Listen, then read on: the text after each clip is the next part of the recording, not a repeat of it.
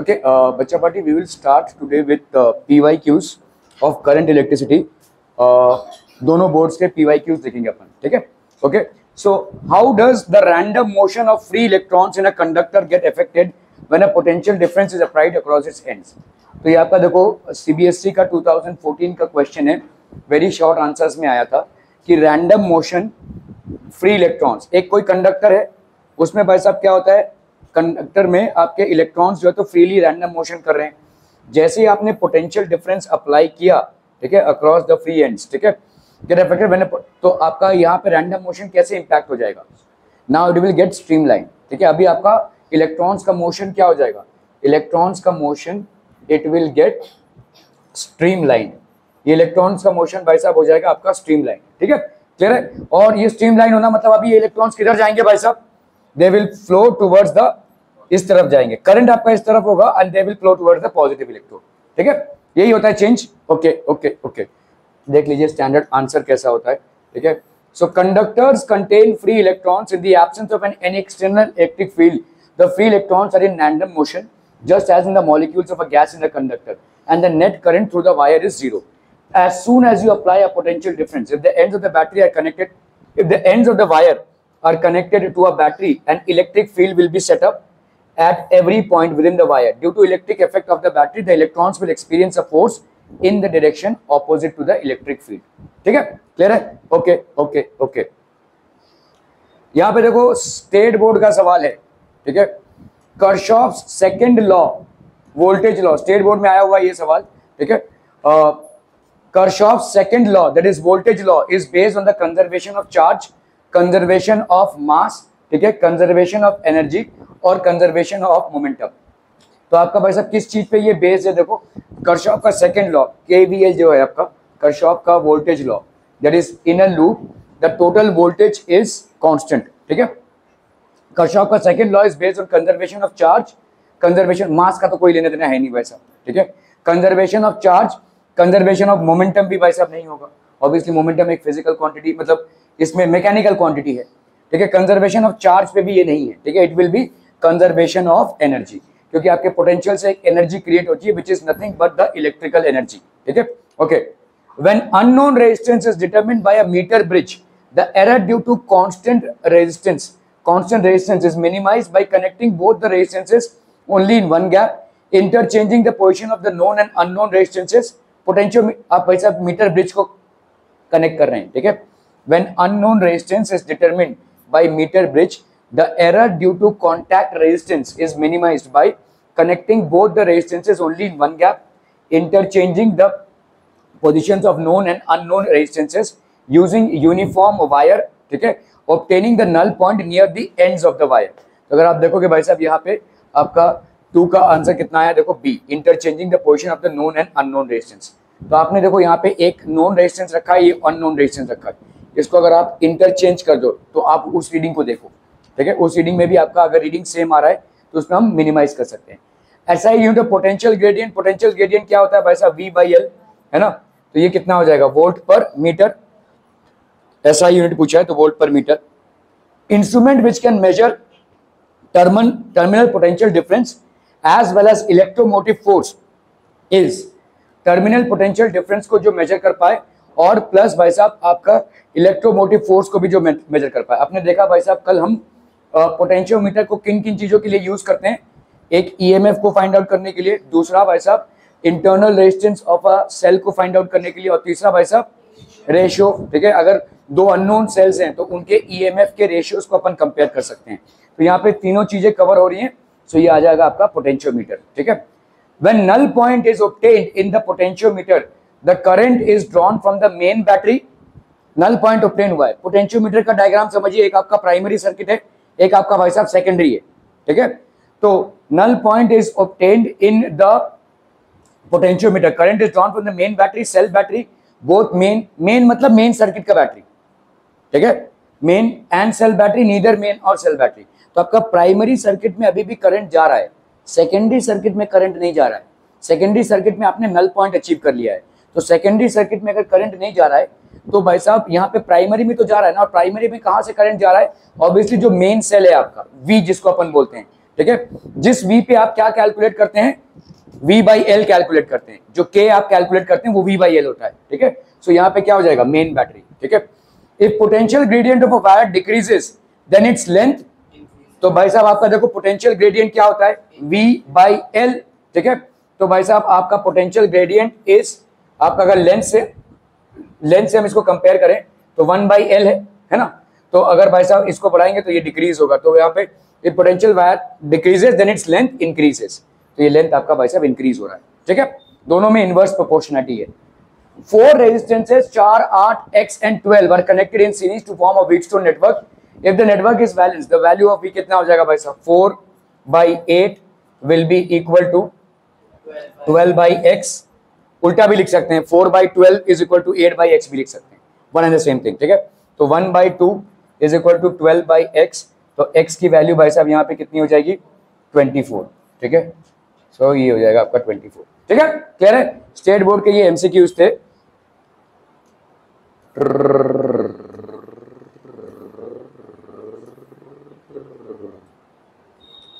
Okay चलिए भाई साहब, आपके ओम्स लॉ पे क्वेश्चन है, सीबीएसई का क्वेश्चन है 2021-22 का, ठीक है।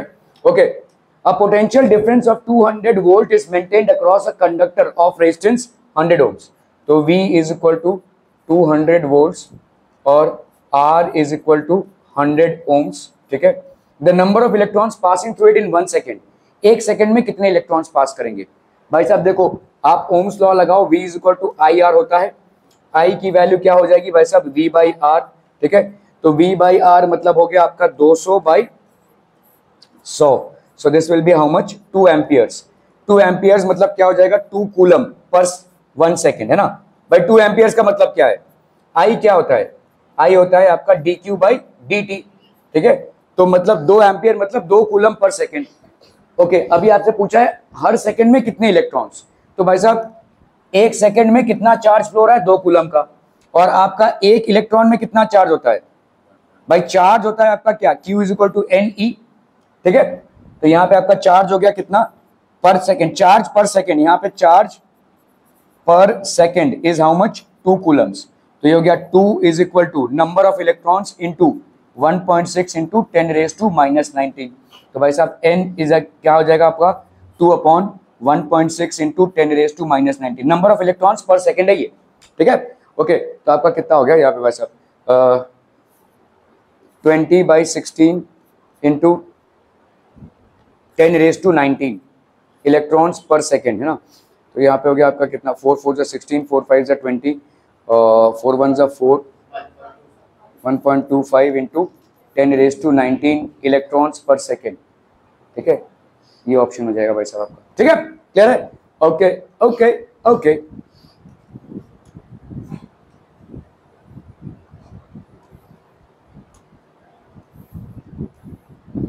the ratio of current density and electric field is called what। भाई साहब देखो, करंट डेंसिटी क्या होती है, J नहीं, हाँ लेकिन यहां पे आपसे पूछे, हाँ, और सिग्मा E, सिग्मा क्या होता है बच्चा वाड़ी, कंडक्टिविटी, ठीक है। Sigma is basically conductivity, sigma is, ये कंडक्टिविटी क्या होती है अभी भाई साहब, ये सब चिंटू पिंटू सवाल हैं जिसपे थोड़ा सा आपका मतलब ये, इसमें कोई भारी भरकम डेरिवेशन नहीं है, लेकिन इनको याद रखना थोड़ा सा मुश्किल हो सकता है अगर आप प्रैक्टिस नहीं करेंगे तो। Conductivity is the reciprocal of resistivity, ठीक है। रेजिस्टिविटी मतलब अगर आप लिखोगे वैसे कंडक्टिविटी इज 1 बाई रो, या rho is equal to 1 by conductivity. इसका यूनिट है क्या, ओम पर मीटर, और इसका भाई साहब माइनस, ठीक है।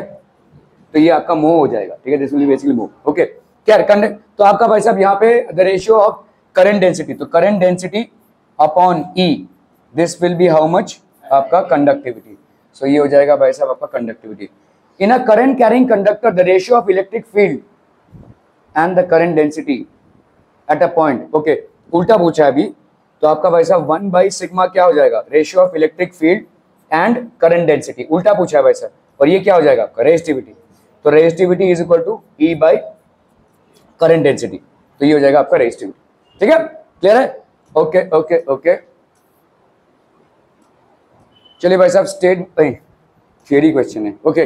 स्टेट बोर्ड का सवाल है, देखो वेरी शॉर्ट आंसर में, पूछा गया है स्टेट कर्शॉफ्स, नहीं ये स्टेट बोर्ड का सवाल एक्चुअली बोर्ड में नहीं आया है, ये आपके स्टेट बोर्ड के जो क्वेश्चनियर रिलीज होती है ना उनके साइट पे वो question, these are those questions, ठीक है, जो क्वेश्चन रिलीज होते हैं वो क्वेश्चन है ये। ओके, ये वाला जो क्वेश्चन है ये आपके महाराष्ट्र स्टेट बोर्ड के साइट पे है, ठीक है। State Kirchhoff's first current law, the algebraic sum of the currents at a junction is equal to 0 in an electric network, मतलब total amount of incoming current will be equal to total amount of outgoing current, ठीक है। Okay, where I is the current in the ith conductor at a junction having I conductors. Okay, theory questions. Okay, तो आपका Kirchhoff का second law देखो, the algebraic sum of the potential differences products of current and resistance and the electric motive forces enclosed in a loop is 0। तो आपका भाई साहब algebraic sum of E and algebraic sum of IR in an enclosed loop is 0। ये loop law है भाई साहब आपका Kirchhoff का, ठीक है। What is the basis of Kirchhoff's current law and voltage law? Is based on the law of conservation of charge, ठीक है। Kirchhoff's current law मतलब जो आपका ये वाला है I1 plus I2 is equal to I, ठीक है। अगर भाई साहब आपका I1 है और I2 है, this is equal to I, या I is equal to I1 I2, this is based on the conservation of charge. Kirchhoff का जो फर्स्ट लॉ है, ठीक है, which is basically junction law. Kirchhoff का जो फर्स्ट लॉ है that is junction law, that is based on conservation of charge, conservation of charge पे based है भाई साहब, ठीक है। एंड कर्शॉफ्स वोल्टेज लॉ, जो वोल्टेज लॉ है आपका भाई साहब, that the in a closed loop the summation of EMF and summation of IR is equal to 0, this is based on the law of conservation of energy, ठीक है।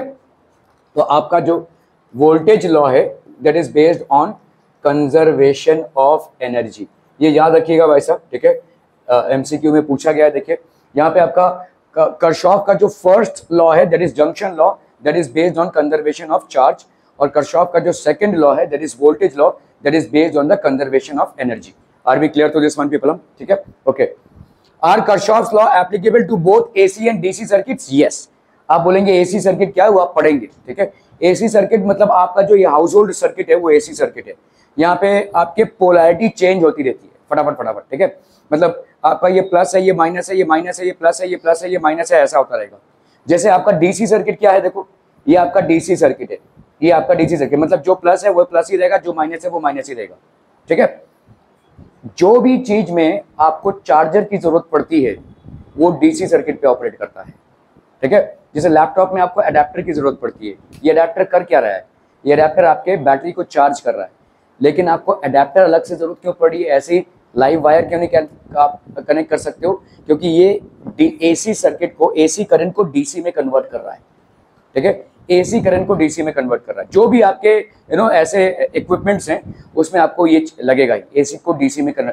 आपका जो mobile में बैटरी है उसको चार्ज करने के लिए आपको अलग से एक अडेप्टर, एक चार्जर की जरूरत पड़ेगी। ये चार्जर का फंक्शन क्या है, AC करंट को DC में कन्वर्ट करना, ठीक है। AC करंट में होता क्या है, मैं ऑब्वियसली आपका ये चैप्टर है, प्लस माइनस, ये माइनस प्लस, ये प्लस माइनस, ऐसा होता रहेगा, ठीक है। आपको जो ये दिख रहा है ना भाई साहब, ये आपका जो प्लग पॉइंट है, ये तो आपका अर्थिंग का है, ये प्लस माइनस माइनस प्लस ऐसा होता रहेगा, ये प्लस माइनस, फिर ये प्लस माइनस माइनस प्लस ऐसा होता रहेगा, और ये बहुत जोर से होता है, पटपट पटपट होता रहता है। मतलब आपका इंडिया में इसका फ्रीक्वेंसी है 50 हर्ट्ज, 50 हर्ट्ज की फ्रीक्वेंसी है इसकी, मतलब 50, एक सेकेंड में 50 बार ऐसे पोलैरिटी चेंज हो जाएगा, 50 बार पोलैरिटी चेंज हो जाएगी, ठीक है। इसको जैसे आप बोलेंगे भाई साहब हमको दिख तो नहीं रहा है, फिर तो ये बल्ब ऐसा होना चाहिए था भाई, अगर ऐसा हो रहा है तो दिखना चाहिए ना, क्योंकि आपकी पोलैरिटी चेंज हो रही है, तो बल्ब में या कोई भी लाइटिंग इक्विपमेंट में ये दिखना चाहिए। आपकी आंखें इसको कैप्चर नहीं कर सकती हैं, लेकिन कैमरा की आंखें कैप्चर कर सकती हैं। वो देखो वहाँ पे अगर CCTV का कैमरा देख रहे हो, मेरा बोर्ड दिख रहा है आपको, ठीक है, वो फ्लिकरिंग दिख रही है आपको, ये फ्लिकरिंग बेसिकली एक इंडिकेशन है कि it is this is the frequency, ठीक है। आपके कैमरा में, ये जो कैमरा है इसमें मैंने कुछ एडजस्टमेंट करने पड़ते हैं ताकि कैप्चर ना हो। इसकी फ्रीक्वेंसी और इसकी फ्रीक्वेंसी को हमने मैच कराया है, जिसके वजह से फिर भी अगर मैं कभी भूल जाता हूँ इसको मैच कराने के लिए तो वही इफेक्ट आएगा, ऐसा आएगा भाई, ठीक है। वो इसलिए आ रहा है क्योंकि वहाँ पे CCTV कैमरा इसको कैप्चर कर रहा है, और CCTV कैमरा में बेसिकली ये कैप्चर हो जा रहा है, क्योंकि उसका जो फ्रेम रेट है वो इसके साथ मैच नहीं कर रहा है, ठीक है, इसके फ्रीक्वेंसी के साथ मैच नहीं कर रहा है। एक बहुत बड़ी इंडस्ट्री चल रही है, असेंबलिंग इंडस्ट्री। असेंबलिंग इंडस्ट्री मतलब आप बोलते हैं ना, इस कंप्यूटर को असेंबल करके हम बेच रहे हैं, या इस इक्विपमेंट को हम असेंबल करके बेच रहे हैं। असेंबल मतलब कुछ नहीं होता है, फॉरेन से आप कोई चीज लाते हो, उसको इंडियन सिस्टम में अपग्रेड करते हो, मतलब इंडियन करंट के हिसाब से उसको अपग्रेड करते हो, और कुछ नहीं, वही सारा इक्विपमेंट्स है, लेकिन इसमें लोग जीएसटी बचा लेते हैं। खैर, तो मतलब आपका एसी करंट क्या होता है, एसी करंट में पोलैरिटी फटाफट फटाफट चेंज होती है, और आपका भाई साहब डीसी करंट में पोलैरिटी सेम रहती है। ठीक है, सो Kirchhoff's law are applicable to both the circuits, AC and DC circuits। DC circuit तो अभी आपको कहीं पे मिलेगा नहीं, ठीक है, बहुत कम ही आपको DC सर्किट्स मिलेंगे। ये आपके लैपटॉप के सर्किट्स हो गए, या आपके भाई साहब फोन के, ये आपके DC सर्किट्स पे ऑपरेट करते हैं, बाकी सब तो AC हो गया है। आज से करीबन 10 साल पहले आपके जो मुंबई में लोकल ट्रेन चलते थे, they were actually on DC circuit. So right now everything has been converted into AC circuits. AC circuit का एडवांटेज ये है कि आप उसको बहुत दूर तक भेज सकते हैं। DC सर्किट में आप जितना दूर उसको भेजने की कोशिश करेंगे उतना पावर लॉस होगा। ठीक है, so for long circuits you always have to have an AC circuit. ठीक है, okay, in case of AC though summation of current should be done in vector form और यूजिंग इंस्टेंटेनियस वैल्यू फॉर, ये आप अभी नहीं समझ पाएंगे क्योंकि AC करंट में आपका वेव फॉर्म में करंट जा रहा है, तो उसका एक वेव इक्वेशन होता है। ठीक है, सो आपका जैसे करंट को हम ऐसे रिप्रेजेंट करते हैं, I is equal to I naught sine omega t, so that is basically a wave form of current। ठीक है, so but the bottom line is Kirchhoff's law are applicable to both AC and DC circuits। ठीक है, both AC and DC circuits। okay, potential gradient by क्या है रे ये सब। okay, potential gradient is defined as potential per unit length of wire। कल ही हमने देखा what factors in the potential gradient of the wire depend, V by L potential and length of course। ठीक है, SI यूनिट क्या हो जाएगा, volt पर metre. State any uses, any one use of potentiometer, क्या क्या तीन यूजेस है, EMF, comparison of EMF ratio और internal resistance of an cell. ये तीनों चीज हम निकालते हैं भाई साहब। ठीक है, ओके चलिए भाई साहब, एक न्यूमेरिकल आया। A voltmeter has resistance of 100, answer भी साथ में आ गया। ओके, वोल्ट मीटर है भाई साहब, इसका रेजिस्टेंस कितना दिया हुआ है, 100 ohms. What will be its reading when it is connected across a cell of, तो आपका वोल्टेज कितना दिया हुआ है भाई साहब, 6 वोल्ट्स, और इस सेल का भाई साहब, तो ये आपका सेल है, और इसका इंटरनल रेजिस्टेंस कितना दिया हुआ है भाई साहब, 20 ओम्स। ठीक है, तो आपका भाई साहब वोल्ट मीटर है रेजिस्टेंस। ठीक है, तो आपका वोल्टेज कितना होगा, what will be the voltage. ठीक है, हमको मालूम है E is equal to V plus I R. ठीक है भाई साहब, क्लियर है, E is equal to V plus I R होता है। तो V की वैल्यू कितनी हो जाएगी भाई साहब, V की वैल्यू हो जाएगी कितनी, total EMF upon total resistance. ठीक है, R प्लस R, ठीक है, R plus R EMF upon total resistance, और इनटू आपका भाई साहब देखो यहाँ पे volt meter resistance, what will be its reading, तो आपका करंट कितना हो जाएगा भाई साहब, करंट कितना हो जाएगा, current will be equal to E by R plus R। ठीक है, तो अगर मैं यहाँ पे बोल रहा हूँ कि वोल्टेज अक्रॉस किसका, देखो अभी यहाँ पे दो रेजिस्टेंसेस हैं, इसका इंटरनल रेजिस्टेंस खुद का 20 ओम का, और ये भाई साहब एक्सटर्नल रेजिस्टेंस, ये दोनों सीरीज में, और जब सीरीज में होता है तो वोल्टेज अलग अलग होते हैं, करंट सेम होता है, तो करंट इससे भी इतना ही जाएगा, करंट इससे भी इतना ही जाएगा।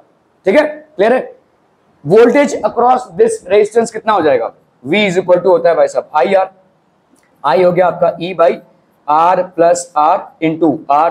अब वैल्यूज डाल दीजिए भाई साहब, 6 बाई, ये हो गया 20 और 6 26 इंटू R, आपकी वैल्यू हो गई भाई साहब 100। ठीक है, सो 2 3 6, और ये हो गया 30। हाँ, अरे अरे अरे, तो यहाँ पे हो गया भाई साहब आपका 6, और ये हो गया 100 प्लस 20, तो हो गया 120 इंटू ये हो गया भाई साहब 100। ठीक है, ये और ये कैंसिल, 6 1 6 6 2 12 2 5, तो वोल्टेज आपका कितना हो गया भाई साहब 5 वोल्ट। ठीक है, क्लियर है, okay. In a metre bridge two unknown resistances R and S when are connected between the two gaps, ठीक है, gives null point at 60 centimetre from the end, what is the ratio of R and S। Metre bridge अगर आपको याद भी नहीं है, Wheatstone bridge को याद रखिए भाई साहब। ठीक है, metre bridge is as good as a Wheatstone bridge. ठीक है, यहाँ पे भाई साहब आपका व्हीटस्टोन ब्रिज, तो आपका मीटर ब्रिज में क्या होता है बोलो, R by L1 is equal to S by L2। ठीक है, इस L2 को अपन क्या लिख सकते हैं, 100 माइनस L1, मीटर ब्रिज है ना भाई साहब। ठीक है, 100 minus L1, okay, R by, ये L1 कहां से आया है, ये एक्चुअली आया resistance per unit length into L1। ठीक है, रेजिस्टेंस पर यूनिट लेंथ, लेकिन यहाँ पे भी वही होगा, रेजिस्टेंस पर, वो रेजिस्टेंस और ये resistance per unit length cancel हो जाएगा, इसलिए L1 आया है। ठीक है, R बाई L1 भाई साहब, क्या है आर एन एस, तो आर बाई एस कैलकुलेट करना है ना। आर बाई एस कितना हो जाएगा बोलो, L1 बाई 100 माइनस L1, ठीक है। L1 की वैल्यू कितनी है 60, इसकी हो गई भाई साहब 40, कैंसिलम 2 3 जा 6 2 2 जा 4, तो ये हो गया आपका 3/2, सिंपल, ठीक है, क्लियर है, ओके ओके, अरे ओके बोला तो भाई साहब।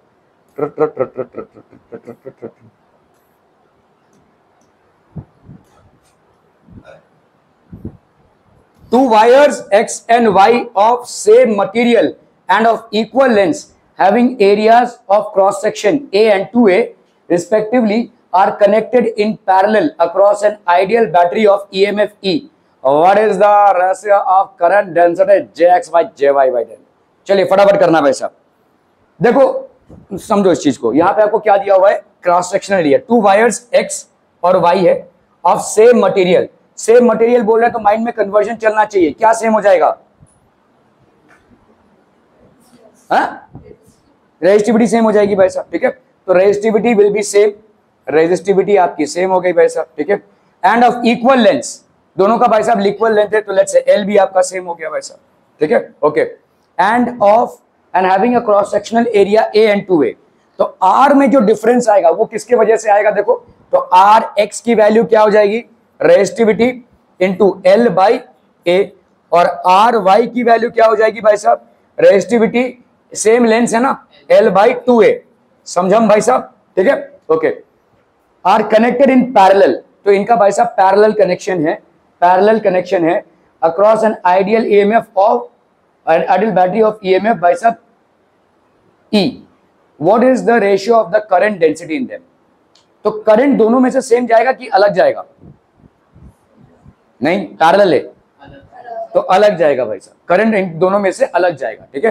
How will we find out the current, current भाई साहब कैसे फाइंड आउट करेंगे, V बाई आर, तो I इज इक्वल टू, दोनों का पोटेंशियल सेम रहेगा तो EMF भाई साहब आपका हो गया E, इसका भाई साहब कितना हो गया बोलो, RX की value E by R X, तो ये हो गया आपका IX, समझ में आ रहा है भाई साहब, कितना हो गया बोलो, अरे बोलो ना भाई साहब, E rho L by A, so that will be how much, A by rho L, ठीक है, ओके।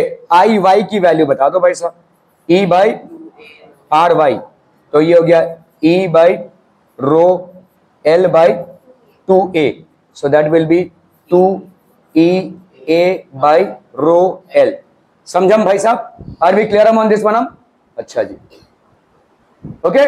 तो IX बाई IY हो गया ये, ओके। बताइए मेरे को JX कितना हो जाएगा, JX विल बी क्या हो जाएगा बोलो, JX विल बी, या JX बाई JY एक बार ही कर दो भाई साहब, क्या है JX क्या होता है, करंट डेंसिटी होती है भाई साहब I बाई A, तो ये हो गया आपका कितना, IX by A upon IY by A, तो ये हो गया कितना आपका A by rho L,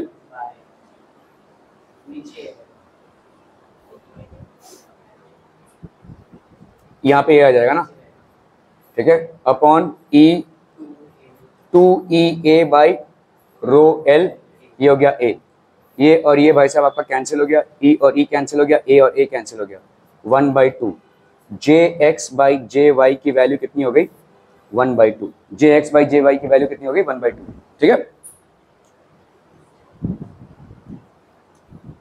A copper wire of non-uniform area of cross section is connected to a DC battery.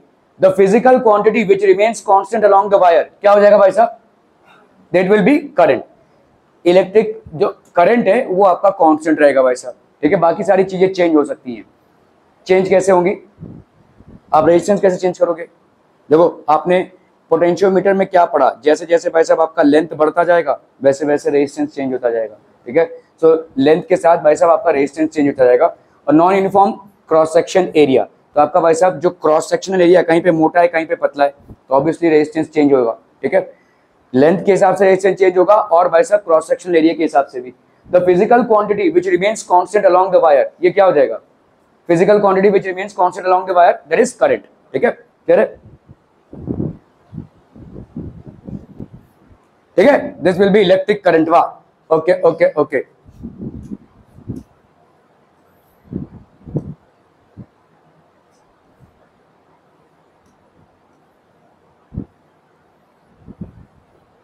चलो भाई साहब इसको करना है फटाक से, सीबीएसई का सवाल है भाई साहब, a metal rod of square cross sectional area having length has current I flowing through it.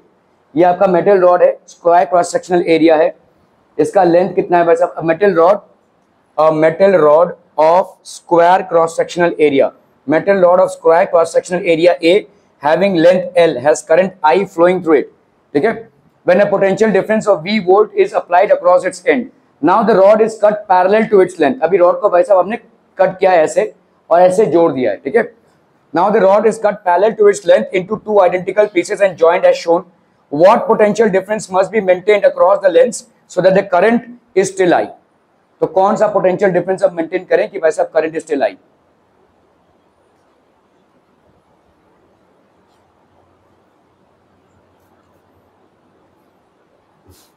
बोलो भाई साहब क्या हो जाएगा? Cross sectional area. ओके, देखो इसका रेजिस्टेंस कितना होगा, इसका रेजिस्टेंस भाई साहब, इस वाले का resistance in first case will be how much? Rho resistivity.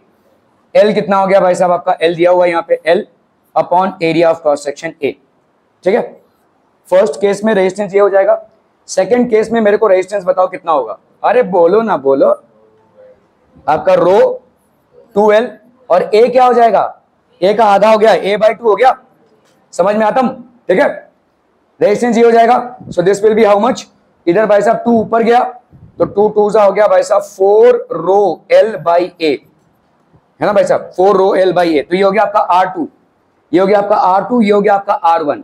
आपको करंट को सेम रखना है। अभी देखो यहाँ पे let's say current is I, तो करंट क्या हो जाएगा? V/R। ठीक है, तो आपने एक पोटेंशियल डिफरेंस रखा है यहाँ पे V, तो V इज इक्वल टू भाई साहब कितना हो जाएगा? V is equal to IR, जिसका मतलब हो गया भाई साहब आपका करंट का वैल्यू क्या हो जाएगा? V is equal to IR, है ना? तो यहाँ पे आपका R I का वैल्यू हो जाएगा भाई साहब क्या? V by IR, sorry V by R। ठीक है, तो V बाई R मतलब V by R1, V by R1 मतलब V बाई रो L/A। तो ये हो गया आपका VA बाई रो L। ठीक है, रो L। सेकेंड केस में भी आपको करंट सेम ही रखना है। अभी लेट्स से यहाँ पे I, ये आपको मालूम है V डैश अपॉन R2। ठीक है, V डैश अपॉन R2, ये V डैश की वैल्यू आपको निकालनी है। ठीक है, तो V डैश भाई साहब क्या हो जाएगा? I into R2। ठीक है, I की वैल्यू आपने यहाँ पे निकाली, कितनी है भाई साहब? VA बाई रो L, है ना? I की वैल्यू आप निकाल चुके हैं यहाँ पे, VA by rho L into R2 की वैल्यू कितनी आई है बोलो? 4 रो L/A। समझ में आ रहा है भाई साहब? R2 की वैल्यू इतनी आई है। ठीक है, यहाँ पे A और A भाई साहब कैंसिल, रो और L कैंसिल, तो 4 टाइम्स द वोल्टेज। ठीक है, जो नया वोल्टेज है that should be 4 times of the original voltage. ठीक है, क्लियर है भाई साहब? तो the new voltage has to be 4 times the original voltage. Clear है भाई साहब? Are be clear? Clear. Okay. अरे ओके बोला तो भाई साहब।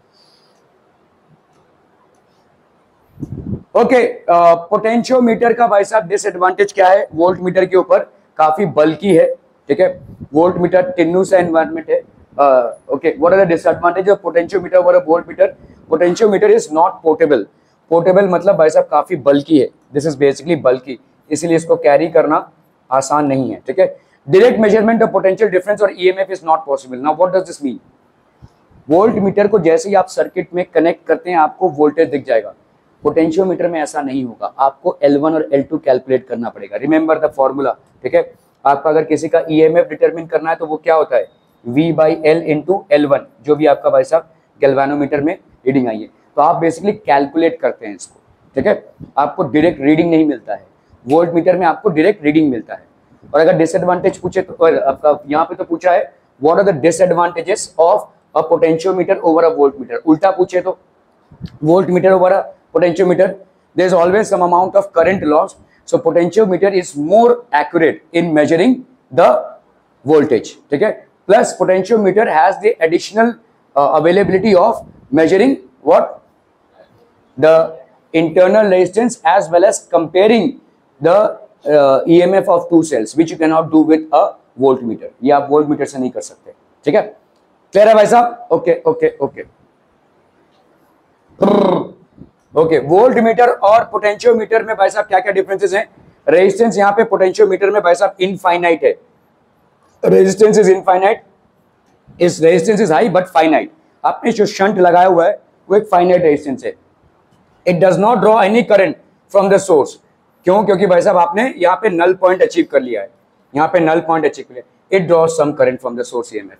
तो सोर्स ईएमएफ से ये कोई भी करंट, तो आपके देखो पोटेंशियोमीटर में दो सर्किट्स होते हैं, primary main circuit and secondary circuit. Secondary circuit में कोई करंट नहीं है, इसका मतलब सेकेंडरी सर्किट मेन सर्किट से कोई करंट ड्रॉ नहीं कर रहा है, ठीक है। लेकिन यहाँ पे थोड़ा बहुत करंट आपका जाएगा मेन सर्किट से। It draw some current from the source of EMF. The potential difference measured by it is equal to the actual potential difference. ये potential difference is equal to this. The potential difference measured by is less than the actual potential difference. Potential difference लेस होगा actual potential difference से। High sensitivity है। High sensitivity क्यों? क्योंकि भाई साहब ये आपको एग्जैक्ट रीडिंग दे रहा है। यहाँ पे आप कैलकुलेट कर रहे हैं भले, लेकिन इसकी सेंसिटिविटी हाई है, ठीक है। यहाँ पे आप नल पॉइंट से अचीव करके उसके बाद कर रहे हैं, यहाँ पे इसकी सेंसिटिविटी लो है। It measures EMF as well as potential difference. तो आपका भाई साहब ईएमएफ भी मेजर करता है प्लस आईआर भी मेजर करता है, ठीक है। It measures only potential difference, ठीक है। It is used to measure internal resistance of a cell. जैसे मैंने आपको बताया, यहाँ पे भाई साहब रेजिस्टेंस को ही नहीं मेजर करता है तो इंटरनल रेजिस्टेंस को कैसे मेजर करेगा, ठीक है। More accurate, the reason why it's more accurate is because there is no current loss from the main circuit. यहाँ पे भाई साहब करंट लॉस की वजह से लेस एक्यूरेट है। It does not give direct reading. यहाँ पे भाई साहब डायरेक्ट रीडिंग नहीं होता, आपको मैथमेटिकल कैलकुलेशन करना पड़ता है, ठीक है। तो मैथमेटिकल कैलकुलेशन के हिसाब से भाई साहब कोई बता सकता है मुझे ईएमएफ का क्या होगा? EMF will be equal to क्या? K इंटू L1, ठीक है। ओके, E1 बाई E2, ये क्या हो जाएगा बोलो? L1 by L2। ओके, बहुत बढ़िया भाई साहब। और internal resistance R is equal to, कल आपने बोला था, भाई साहब एकदम रट लिए है भाई साहब, L1 अपॉन L2 माइनस 1, ये हो गया इंटरनल रेजिस्टेंस, ठीक है। क्लियर है? Okay okay okay okay. So ये आपको कैलकुलेट करना पड़ेगा बाकायदा, आपको कोई रीडिंग नहीं मिलेगी डायरेक्ट रीडिंग, ठीक है। It is used to measure lower voltage values only. तो मतलब आपके लोअर वोल्टेज के वैल्यूज को ये मेजर करता है। It is used to measure lower as well as higher voltage values, ठीक है। ये लोअर वोल्टेज क्यों बोल रहे हैं? याद कीजिए पोटेंशियोमीटर की कंडीशन क्या है? आपका जो ईएमएफ है that has to be lesser than V, इसीलिए लोअर वोल्टेज बोल रहे हैं हम, ठीक है। हायर वोल्टेज में ये भाई साहब अगर हायर हो गया तो पोटेंशियोमीटर को यूज नहीं कर सकते। और दूसरा क्या है आपका भाई साहब, जो कनेक्शन है वो क्या होना चाहिए? सेम पोलैरिटी होनी चाहिए। ये सेम पोलैरिटी वाली कनेक्शन है, ठीक है। समझ में आ रहा है? इसीलिए आप इसको लोअर वोल्टेज को मेजर करने के लिए ही यूज कर सकते हैं। मतलब जब तक आपका सेकेंडरी सर्किट में वोल्टेज प्राइमरी सर्किट से लेस है then you can use a potentiometer, otherwise you can not. समझ में आता? बहुत बढ़िया ना भाई साहब, ओके, बहुत बढ़िया भाई साहब, बहुत है बढ़िया। Okay, distinguish between ammeter and volt meter. Obviously भाई साहब ये करंट मेजर करता है, ये पोटेंशियल डिफरेंस। इसको सीरीज में कनेक्ट करते हैं, इसको पैरेलल में। It is an MCG with low resistance, ठीक है। अमीटर बेसिकली क्या है आपका? एमसीजी है with low resistance. It is a measuring device with, मतलब आपका मूविंग कॉइल गैल्वेनोमीटर है। एमसीजी मतलब मूविंग कॉइल गैल्वेनोमीटर। तो इसका आइडियली लो रेजिस्टेंस है क्योंकि आप चाहते हैं कि इसमें मैक्सिमम करंट जाए। इसका रेजिस्टेंस हाई रखना पड़ेगा क्योंकि आप चाहते हैं कि इसमें करंट ना जाए, इसको सिर्फ वोल्टेज मेजर करने के लिए हम यूज करें, ठीक है। तो ऑब्वियसली इसके रेजिस्टेंस को आप कम करेंगे। कैसे कम करेंगे? By connecting it to a shunt in parallel. इसके रेजिस्टेंस को आप क्या करेंगे भाई साहब? इसके रेजिस्टेंस को हायर करेंगे। कैसे करेंगे? By connecting a shunt in series. Clear है? इस कॉन्सेप्ट को देखिए। रेजिस्टेंस मूविंग कॉइल गैल्वेनोमीटर में जब आपने शंटिंग की है पैरेलल में, ठीक है, तो आप क्या कर रहे हैं? रेजिस्टेंस को कम कर रहे हैं। रेजिस्टेंस को कम करने का मकसद क्या है? आपको आप ज्यादा से ज्यादा करंट उसमें पास करवाएं, क्योंकि आप उसको यूज कर रहे हैं as an ammeter to measure current, ठीक है। और आपका भाई साहब उल्टा हो जाएगा वोल्ट मीटर में। Smaller the shunt greater will be the current measured, ठीक है। जितना शंट भाई साहब कम होगा, ठीक है, greater it will with low resistance है, low resistance. Larger its resistance greater will be the potential difference measure, ठीक है। रेजिस्टेंस ऑफ एन अमीटर का क्या हो जाएगा भाई साहब? S G into S plus G, ठीक है, क्योंकि अमीटर को आपने किस में कनेक्ट किया हुआ है? सीरीज में। और resistance of a volt meter क्या हो जाएगा? जी प्लस एक्स, ठीक है। Resistance of a volt meter मतलब गैल्वेनोमीटर का और प्लस शंट का, ठीक है, ये हो जाएगा भाई साहब G plus S. Are we clear? Clear on this one people? हम अच्छा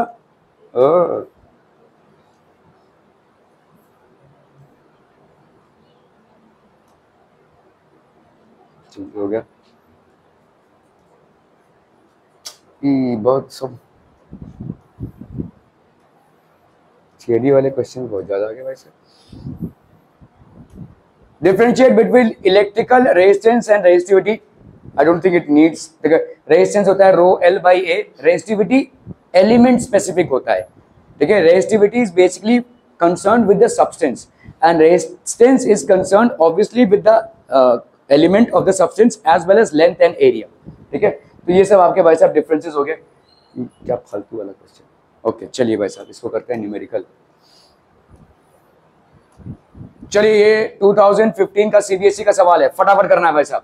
in the two electric circuits shown in the figure determine the readings of ideal ammeter and the ideal volt meter. Ammeter और volt meter की readings फटाफट।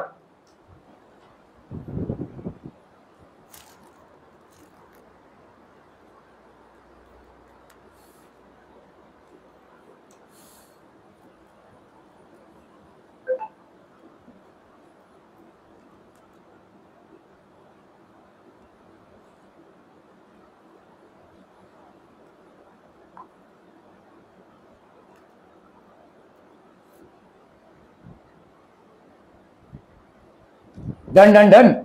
In the two electric circuits shown in the figure, determine the readings of ideal ammeter. Ammeter दोनों में major कर रहे हैं। ammeter क्या major करेगा भाई साहब? करंट, ठीक है। सो बेसिकली आपको करंट कैलकुलेट करना है।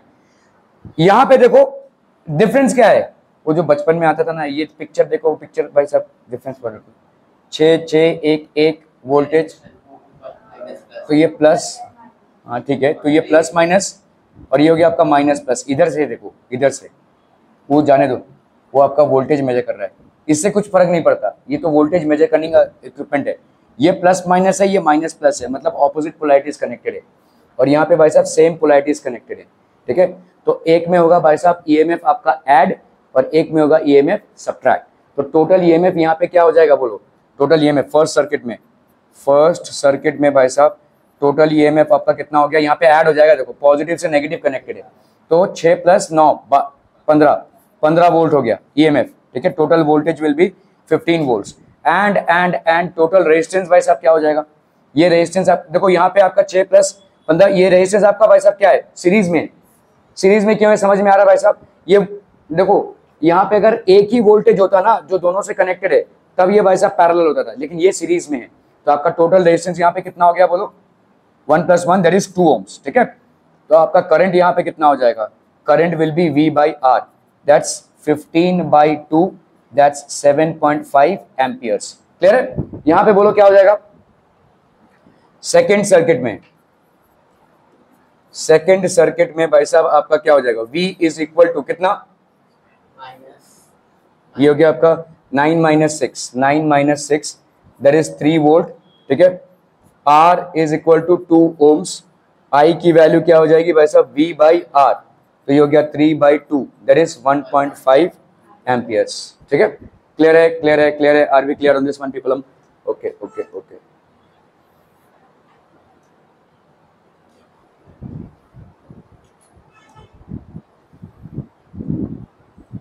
ये तो ऑब्जेक्टिव क्वेश्चन ही है। रेजिस्टिविटी भाई साहब क्या होती है आपकी? What is resistivity? The resistivity आपका नंबर ऑफ n मतलब क्या होता है? If n, e, n, tau and m have their usual meanings. n होता है number of electrons per unit volume, e हो गया आपका इलेक्ट्रॉन का चार्ज विच इज 1.6 × 10⁻⁻19, tau हो गया आपका average relaxation time, and m हो गया भाई साहब mass of one electron. have their usual meanings, then the resistance of a wire is given by आपका resistivity will be equal to m, ठीक है, ne²/tau। याद कीजिए भाई साहब, ये हमने डिराइव किया था, mne²/tau, m/ne² tau। तो आपका रेजिस्टेंस कितना हो जाएगा? L दिया हुआ आएगा, तो resistivity into L/A that is mne²/tau into L/A, so that is equal to how much? mLne²tau, ठीक है। क्लियर है? Clear people?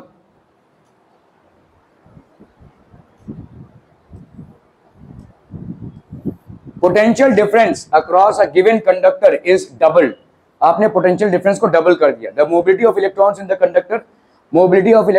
कंडक्टर तो ये क्या हो जाएगा भाई साहब, इट विल रिमेन अनचेंज्ड, ठीक है। मोबिलिटी मतलब मूवमेंट, ठीक है, मोबिलिटी विल रिमेन अनचेंज्ड, ठीक है। मोबिलिटी आपका भाई साहब देखो, पोटेंशियल डिफरेंस को अगर आपने डबल कर भी दिया, mobility of electrons in the conductor that will remain unchanged, ठीक है। ओके, ये फिर से क्यों आ गया? तो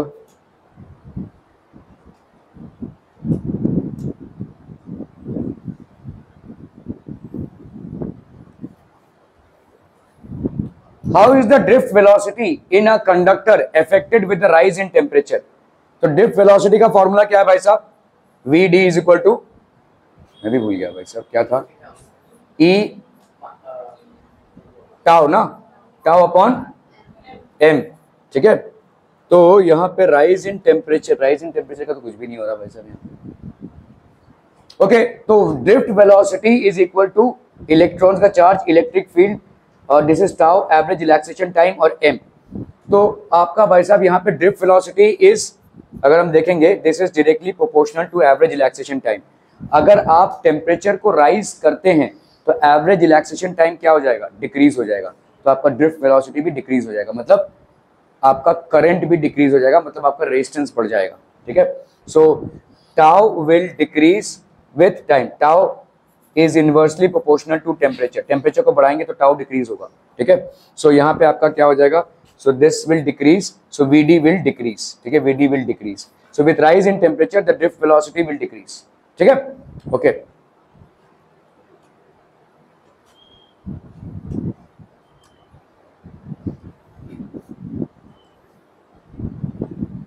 define the term drift velocity of electrons, obtain the relationship between the current density and the drift velocity of electrons।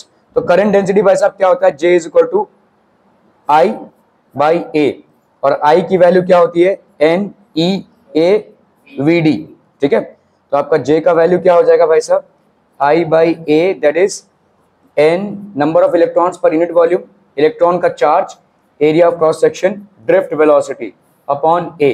तो ये भाई साहब कैंसिल, तो J की वैल्यू क्या हो गई, N E V D, ठीक है। J की वैल्यू हो गई भाई साहब N E V D, ये होगा ना भाई साहब। Current density and drift velocity, okay, current density और ड्रिफ्ट वेलोसिटी में ये रिलेशनशिप हो जाएगा, ठीक है।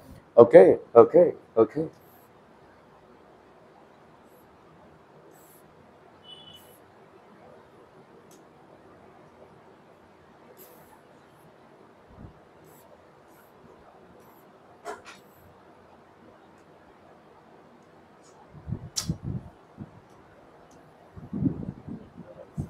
okay, how do you calculate the shunt required to increase the range n times, ठीक है। आपका भाई साहब range in the arrangement as shown in the figure, I and IG are the current through the circuit and the galvanometer. तो ध्यान से देखो भाई साहब, यहाँ पे IG करंट इसमें जा रहा है और IS इसमें जा रहा है, ये आपका I करंट है, ठीक है। तो आपका भाई साहब IS कितना हो जाएगा, IS by Kirchhoff's junction law, that will B I minus IG हो जाएगा, है कि नहीं। IS जो शंट में जा रहा है वो कितना हो जाएगा, I माइनस IG, ठीक है। ओके, गैल्वेनोमीटर में यहाँ पे भाई साहब, ठीक है, तो therefore current passing through the shunt, current passing through the shunt कितना हो जाएगा, देखो current passing through the shunt that will B G, ये हो गया G into I of G, ये हो गया भाई साहब current passing through the shunt and current sorry current passing through the galvanometer में पोटेंशियल डिफरेंस कितना होगा, IR, IG गैल्वेनोमीटर से करंट पास कर रहा है और G इसका रेजिस्टेंस है। शंट का भाई साहब कितना हो जाएगा बोलो, S इसका रेजिस्टेंस है और कितना करंट पास कर रहा है भाई साहब, I माइनस IG लिख सकते हैं या IS भी लिख सकते हैं। ये दोनों पैरेलल में है, तो पैरेलल में है तो दोनों का voltage same, that is S into I minus IG is equal to G into IG, ठीक है, क्लियर भाई साहब। तो ये हो गया आपका भाई साहब S is equal to G IG upon I minus IG, ठीक है, S is equal to G IG, ठीक है, अपॉन I माइनस IG। ये हो गया भाई साहब शंट का, ठीक है, यही आपसे पूछा यहाँ पे, ठीक है।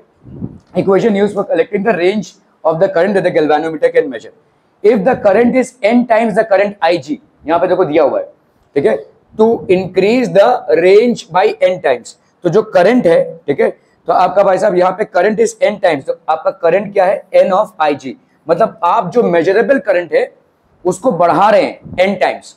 तो गैल्वेनोमीटर से भाई साहब NIG, ठीक है। यहाँ पे क्या दिया हुआ देखो, how do you calculate the shunt required to increase the range n times. यहाँ पे आपका करंट जा रहा है जिसको मेजर कर रहे हैं, तो इसका रेंज आप बढ़ा रहे हैं, मतलब जो करंट अभी तक जा रहा था IG, उसको बढ़ाकर आपने कितना कर दिया, NIG कर दिया है, ठीक है। तो ये आपका टोटल करंट हो गया I is equal to NIG, ठीक है। इतना करंट आपका इधर से जा रहा है, कहां से, गैल्वेनोमीटर से। गैल्वेनोमीटर का कैपेसिटी आपने बढ़ाया है n times, so the current that is flowing to the galvanometer is NIG, ठीक है। Okay, so the current that is flowing to the galvanometer, तो S की वैल्यू क्या हो जाएगी बोलो, जहां जहां भी IG है वहां पे आप क्या लिखोगे, NIG, ठीक है।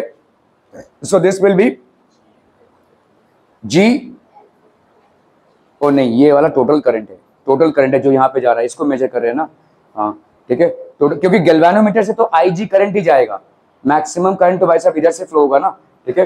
तो G, और ये हो गया भाई साहब आपका IG upon NIG minus IG होगा, ओके ठीक है। तो ये हो गया आपका GIG upon N minus 1 into IG, तो ये हो गया आपका शंट, दैट इज G और G कैंसिल, तो S की वैल्यू क्या हो जाएगी, G अपॉन N माइनस 1, ठीक है। This is the required shunt to increase the range to n times. अगर आप भाई साहब रेंज को बढ़ाना चाहते हैं, मतलब आप टोटल करंट जो पहले जा रहा था वो कितना था, I, इसको आप मेजर कर रहे थे, अभी टोटल करंट कितना है भाई साहब, N ऑफ I, ठीक है। मतलब IG करंट पहले गैल्वेनोमीटर से जा रहा था, अभी आप NIG करंट फ्लो करा रहे हैं। आपने देखा भाई साहब स्टैंडर्ड फॉर्मूला आपका क्या है, S is equal to IG into G upon I minus IG, तो आपका IG तो वही रहेगा, ठीक है, उतना ही करंट गैल्वेनोमीटर की कैपेसिटी है भाई साहब। यहाँ पे आपने इसको बढ़ा दिया है, that is NIG minus IG, और इसी से आपको मिल रहा है ये, ठीक है, क्लियर है, ओके ओके ओके। क्यों,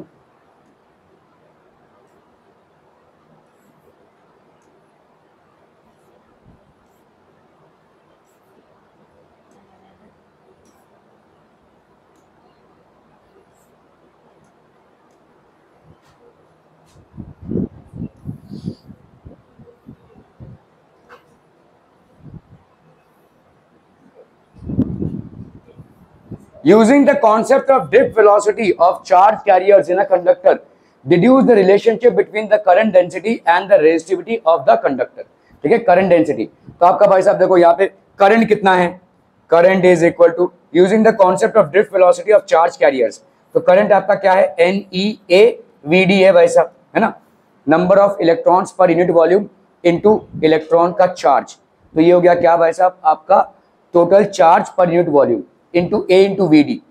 क्या ये कॉन्सेप्ट समझ में आ रहा है, देखो ये क्या है, number of electrons per unit volume, और ये हो गया एक इलेक्ट्रॉन का चार्ज, तो ये हो गया भाई साहब charge per unit volume. Charge per unit volume को अगर आप वॉल्यूम से मल्टीप्लाई करेंगे, और देखो यहाँ पे ये क्या है, A इंटू VD मतलब क्या है, वॉल्यूम पर सेकेंड, ठीक है। ये क्या हो जाएगा आपका, देखो चार्ज पर यूनिट वॉल्यूम है, number of electrons per unit volume into electrons का चार्ज, तो ये क्या हो गया, चार्ज पर यूनिट वॉल्यूम, और ये क्या है आपका VD मतलब क्या होता है, A इंटू L/T, है कि नहीं। तो यहाँ पे भाई साहब ये वॉल्यूम और ये भी तो वॉल्यूम ही हो गया, ये दोनों कैंसिल हो गए, तो ये क्या हो जाएगा आपका Q/T, दैट इज करंट, ठीक है। तो current is equal to number of electrons per unit volume into आपका भाई साहब इलेक्ट्रॉन का charge into A into VD, और आपका J क्या हो जाएगा भाई साहब, I/A, so that will be how much, NEA, ठीक है, J की वैल्यू हो गई है, ठीक है। सो आपका यहाँ पे J को और किस तरीके से अपन लिख सकते हैं भाई साहब, तो J is also current density is given by I/A, ठीक है। तो J की वैल्यू यहाँ पे कितनी हो जाएगी भाई साहब, J की वैल्यू हो जाएगी आपका कंडक्टिविटी इंटू इलेक्ट्रिक फील्ड होता है भाई साहब, है ना। J की वैल्यू होती है कंडक्टिविटी इंटू इलेक्ट्रिक फील्ड, और कंडक्टिविटी होती है भाई साहब 1 अपॉन रेजिस्टिविटी। रेजिस्टिविटी का आपने क्या निकाला था भाई साहब, M/N/E² टाउ ना, क्या, हाँ M, हाँ A कहां से आएगा रे, A नहीं आएगा, हाँ M/N/E² टाउ, M/N/E² टाउ, ठीक है, M/N/E² टाउ, ये आपका, तो कंडक्टिविटी क्या हो जाएगी भाई साहब, इसका उल्टा NE² टाउ बाई M, ठीक है। तो इस कंडक्टिविटी की जगह पे अपने लिखा NE² tau by M into E, ठीक है, क्लियर है। तो J की वैल्यू भाई साहब क्या हो जाएगी, J की वैल्यू हो जाएगी NE² tau E tau E, ठीक है, by M, that will be the value of J. ठीक है, क्लियर है? ओके, अगर भाई साहब आपको जे को ऐसे लिखना है तो जे को अपन लिख सकते हैं कंडक्टिविटी इंटू इलेक्ट्रिक फील्ड, और J can be written as 1 upon resistivity into electric field. ठीक है, so a current density and electric field establish in a conductor whenever a potential difference is maintained across the conductor. ठीक है, okay okay okay. Drift velocity देखिए क्या होता है, देखो आपका होता है E, दैट इज इलेक्ट्रॉन का charge, tau average relaxation time into electric field applied upon m, this is basically drift velocity, this is the drift velocity. Okay okay okay, estimate the average drift speed of conduction electrons in a copper wire of cross sectional area this, ठीक है, carrying a current of this much, assume that the density of conduction of electrons to be per meter cubic। मतलब आपको n दिया हुआ है, यहाँ पे n की वैल्यू कितनी है, 9 into 28 electrons per meter cubic, that is number of electrons per unit volume. ठीक है, ओके, I की वैल्यू क्या होती है बोलो, NEAVD। ठीक है, तो VD की वैल्यू क्या हो जाएगी, I अपॉन NEA। I की वैल्यू यहाँ पे भाई साहब कितनी हो गई, I की वैल्यू है 1.5। ठीक है, n की वैल्यू कितनी है, 9 इंटू 10 रेज टू 28, E की वैल्यू कितनी हो गई, 1.6 इंटू 10 रेज टू माइनस 19। ठीक है, और A की वैल्यू यहाँ पे भाई साहब क्रॉस सेक्शनल एरिया दिया हुआ है आपका 1 इंटू 10 रेज टू माइनस 7। ठीक है, क्लियर है? सो अप्रोक्सीमेटली भाई साहब उतना वैल्यू आ जाएगा। Are we clear on this one people?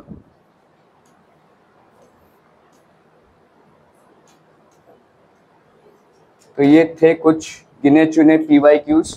ठीक है, चाहिए भाई साहब मैथ्स का क्लास है।